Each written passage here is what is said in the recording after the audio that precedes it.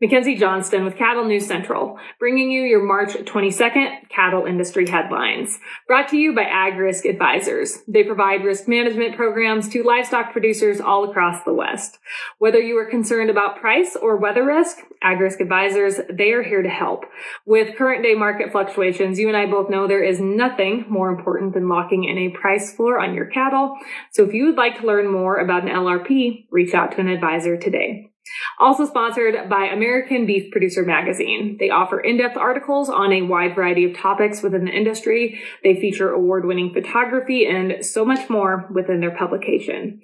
If you would like to learn more about the magazine or check out some of their recent issues, all you got to do is click on the American Beef Producer link above in the caption. That will take you to their Facebook page where you can check all of that out. American Beef Producer Magazine, guiding beef producers for over 25 years. And finally, Circle 5 Cow School. If you are wanting to learn how to preg check your own cows or start AIing, Circle 5 Cow School is the way to go.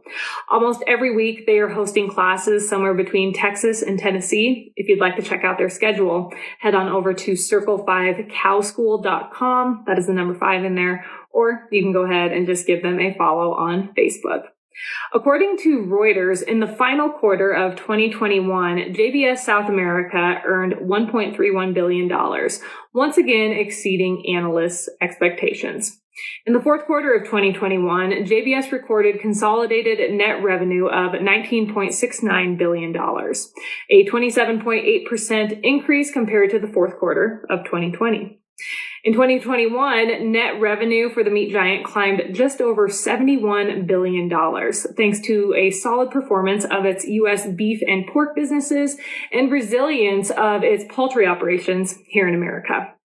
In its home market, JBS Brazil had revenue growth of 5.1% in the fourth quarter of 2021 compared to the same quarter back in back in the same quarter of 2020. And this all happened despite a 3% fall in cattle processed due to a shortage of animals to slaughter and the temporary suspension of Brazilian beef exports to China from September through mid-December because of the discovery of mad cow disease down there in Brazil. And keep in mind, when that was discovered, when China closed their borders, here in the United States, we kept our borders wide open to Brazilian beef, even though there were confirmed cases of BSE down there. Here in the U.S., where JBS derives most of its total revenue, demand for beef remained above supply capacity, benefiting its domestic and export business. Specifically, Asia's demand for U.S. beef remained so strong in 2021 that the overall volume of U.S. beef exports into the continent exceeded exported volumes by more than 16% from 2020. But China really takes home the gold when it comes to importing U.S. beef last year. The communist country increased its share of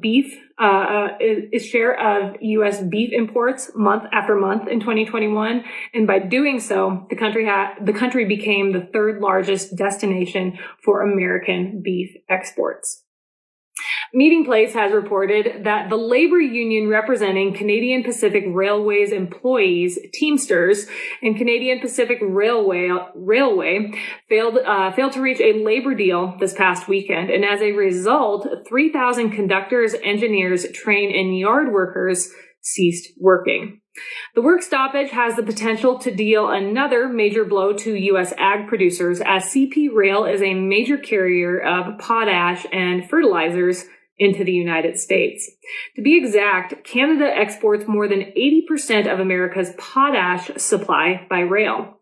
If the work stoppage is not resolved and more workers cease to work, American farmers and ranchers will face an even larger shortage of fertilizer, which comes at the most inopportune time possible, considering that planting season is right around the corner. On the other side of the border, Canadian cattle producers are relying on CP Rail to transport much-needed livestock feed into Canada. Our northern neighbors have been dealing with feed shortages over the past few months thanks to extreme drought, and if this issue is not resolved, they will run out of feed for their cattle within 1 to 2 weeks. There has been tension between Canadian Teamsters and CP Rail for quite some time. They have been attempting to get on the same page since September. But the good news is, as of Sunday, it was reported that both sides will continue to attempt to reach a deal with federal mediators at the table. Canadian Pacific serves the Dakotas, Minnesota, Iowa, Illinois, Wisconsin, Missouri, and various other states, and it also operates in New England and upstate New York. Drovers has reported that on April 27th, so a little over a month away, the U.S. House of Representatives Ag Committee will hold a hearing to discuss anti-competitive behavior by the Big Four meat packers. According to House Ag Committee Chairman David Scott, it is critical to figure out if there is industry concentration and if anti-competitive behavior is playing a role in inflating prices for consumers and preventing ranchers from receiving a fair price.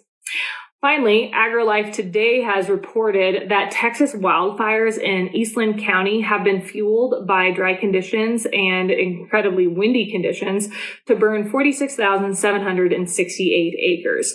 The destruction from these fires is absolutely unfathomable. And because of this, donations are greatly needed down there, such as hay, feed, fencing supplies. Anything basic that you use on their operation on an everyday basis, these folks are needing. The Texas A&M AgriLife Extension Service, Red Chain Feeds, Texas Animal Health Commission, Texas Department of Agriculture, and Texas Southwestern Cattle Raisers Association have come together to do their part in collecting donations. So if you would like to work through these agencies, these organizations, to send donations down to these folks that have suffered incredible loss, just click on the website link above in the caption. That will take you to this article where all the links are at that you can click on to figure out how to donate, what kind of supplies and all that jazz. Basically, it has all the information on there on how to donate to these folks down in Texas, and it looks unreal down there what they are dealing with.